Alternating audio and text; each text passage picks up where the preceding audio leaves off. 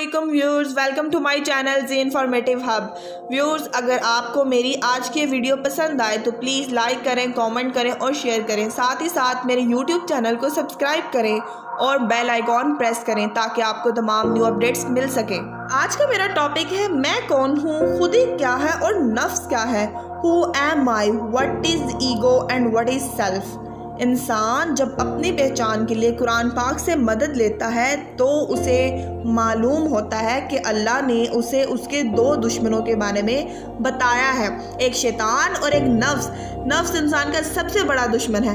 कुरान पाक में बार बार कहा गया है तज़किया नफ्स करो, तज़किया नफ्स करो। तज़किया तो तभी किया जा सकता है जब आप अपने दुश्मन को जान ले, पहचान लें कि आखिर ये क्या है, इसके अफ़ाल क्या है, तभी आप अपने आप को उससे पाक रख सकते हैं। आइए हम नफ्स के बारे में जानने की कोशिश करते हैं। बुनियादी तौर पर नफ्स के 3 हिस्से हैं, जिस्म, हवासे खमसा और ज़हन। हम बिल तरतीब इन तीनों का तस्करा करेंगे। सबसे पहले हम जिस्म के बारे में जानते हैं। जिस्म एक रूनुमाई है, एक अपीयरेंस है। हर जानदार का वजूद उसके जिस्म के साथ है। जिस्म का अकल से बराह रास्त कोई ज़्यादा ताल्लुक नहीं है। इसकी 2 जिबलतें हैं, सर्वाइवल और रिप्रोडक्शन। इसे तो सिर्फ खुद को आगे बढ़ाना है, ऑर्गेनिज्म को डिलीवर करना है ताकि ज़िंदगी कायम रह सके। इतनी ही इसकी अकल और इतना ही इसका मकसद है। यह मट्टी से बना है। इंसान को इस दुनिया में एक लिबास के तौर पर अता किया गया है। ये एक ऐसा लिबास है जो इंसान का अपना नहीं है बल्कि इस ज़मीन का है। वजूद धरती का है जो मौत के वक़्त इस धरती को सौंप दिया जाता है। जिस्म को कोई खबर नहीं कि तकलीफ क्या शय है। ये सब तो इसे ज़हन और हवास बताते हैं। इसे एक मिसाल से समझते हैं। फ़र्ज़ कीजिए एक शख्स मेज़ पर लेटा है। हम उससे उसका नाम, उसके बीवी, बच्चे, तालीम और कारोबार के बारे में पूछते हैं। जवाब मिलने के बाद उसके दोनों हाथ पाँव काट दिए जाएं। फिर यही पूछा जाए कि तुम कौन हो, तो जवाब पहले वाला ही मिलेगा। फिर दोनों टांगे भी जिस्म से जुदा कर दी जाएं और वो शख्स मेज़ पर पड़ा महज एक दड़ ही रह जाए, तब भी उसका नाम, तालीम, कारोबार, घर-बार, बीवी, बच्चे वही रहेंगे। इसका साफ मतलब है कि वजूद शख्सियत का एक हिस्सा ज़रूर है लेकिन मुकम्मल शख्सियत हरगिज़ नहीं है। फिर वो कौन है? वो जिस्म से मावरा है।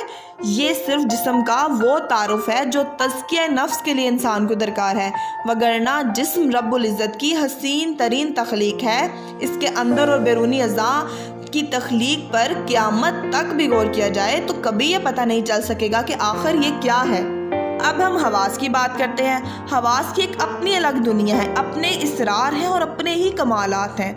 हवास बुनियादी तौर पर 5 होते हैं: देखना, सुनना, चखना, सूंघना और महसूस करना। ये जिस्म के लिए सेंसर के तौर पर काम करते हैं, मालूमात इकट्ठी करते हैं और हमारे दिमाग को पहुंचाते हैं। इनका असल काम जिस्म और ज़हन से मिलकर ख्वाहिश को जन्म देना है। हवास को काम करने के लिए मखसूस अज़ा दिए गए हैं, जैसे बसारत आँख को कैमरे की तरह इस्तेमाल करती है, समात कानों के साथ जुड़ी है, चखने के हिस्स ज़ुबान में है, सूंघने के लिए नाक इस्तेमाल हो रही है और छूने की, महसूस करने की हिस्स पूरे वजूद के पूर में समाई है।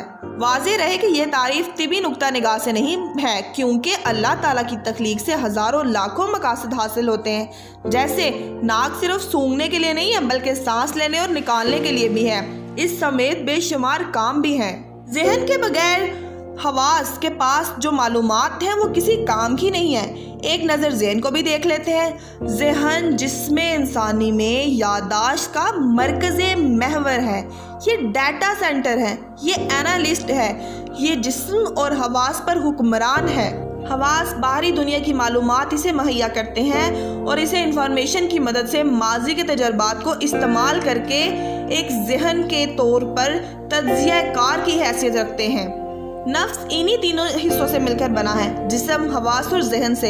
ये तीनों एक दूसरे के बगैर बेकार हैं, एक दूसरे के बगैर कोई हैसियत नहीं है। अगर इसी सवाल पर गहराई से गौर किया जाए कि मैं कौन हूँ, तो इंसान वर्ताए हैरत में गुम हो जाता है। क्या मैं जिस्म हूँ? क्या मैं एहसास हूँ? क्या मैं ज़हन हूँ? जब भी कोई अंदर उतर कर देखता है तो पाता है कि मैं ये सब नहीं हूँ, मैं इन सब से मावरा हूँ। میں ایک حقیقت منتظر ہوں۔ میری عزت، میرے خیالات، میرے جذبات، میرا علم، میری دنیا، یہ سب کس کا ہے؟ یہ عزت کس کی ہے؟ کیا عزت میرے جسم کی ہے، احساس کی، یا پھر میرے ذہن کی ہے؟ ان سوالوں کا جواب جاننے کے لیے انسان کو مزید نفس کو دیکھنا پڑے گا۔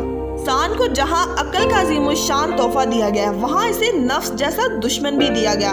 نفس انسان کا نہیں، خدا کا دشمن ہے۔ وہ انسان کو اللہ کا ریپریزنٹیٹیو سمجھ کر اس پر حملہ کرتا ہے۔ یہ ساری کہانی نفس کے گرد گھومتی ہے۔ یہ ہماری حیوانی خواہشات کا مجموعہ ہے جو کروڑوں برس کے تجربات کی وجہ سے انتہائی خوفناک طاقت کا مالک ہے۔ یہ ہمارے جسم کے اندر، ہمارے دماغ کے نچلے حصوں میں رہتا ہے۔ آپ اس دشمن کے بارے میں کچھ بھی نہیں جانتے۔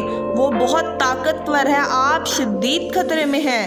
وہ آپ کے اندر ہے، وہ آپ کا ہاتھ ہے، وہ آپ کا پاؤں ہے، وہ آپ کے اعضاء کو آپ ہی کے خلاف استعمال کر سکتا ہے۔ اب اگر انسان اس دشمن کو اور اس کی طاقت کو نہیں جانے گا تو ظاہر ہے کہ وہ اپنے بچاؤ کے لیے کوئی تدبیر بھی نہیں کر سکے گا۔ جیسے ہی ہمیں اس کی کمزوری کا علم ہوتا ہے، ساتھ ہی ساتھ اسے بھی پتہ چل جاتا ہے کہ اس شخص کو میری کمزوری کا علم ہو گیا ہے۔ عین ممکن ہے کہ میں نفس کے بارے میں بات کر رہی ہوں اور در حقیقت اپنی علمیت کا روب جاڑ رہی ہوں۔ اسے خود بھی مجھے نہیں پتا کہ یہ بات میں کر رہی ہوں یا میرے نفس کی پیروی ہو رہی ہے۔ اگر اللہ تعالیٰ ہدایت نہ دے تو نفس کا علم کے بغیر کوئی فائدہ نہیں۔ دنیا میں جو کچھ ہو رہا ہے وہ نفس انسانی کی عادات کا ہی تو نتیجہ ہے۔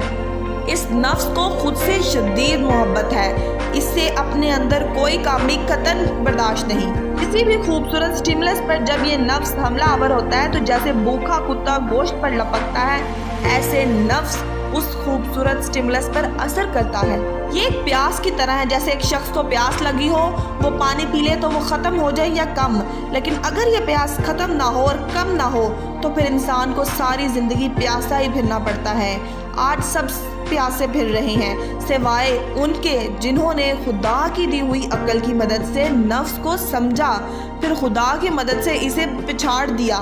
وہی لوگ آج اس پر قابو کر کے بیٹھے ہیں۔ اللہ تعالی ہم سب کی مدد کرے اس نفس پر قابو پانے میں۔ آمین ثم آمین۔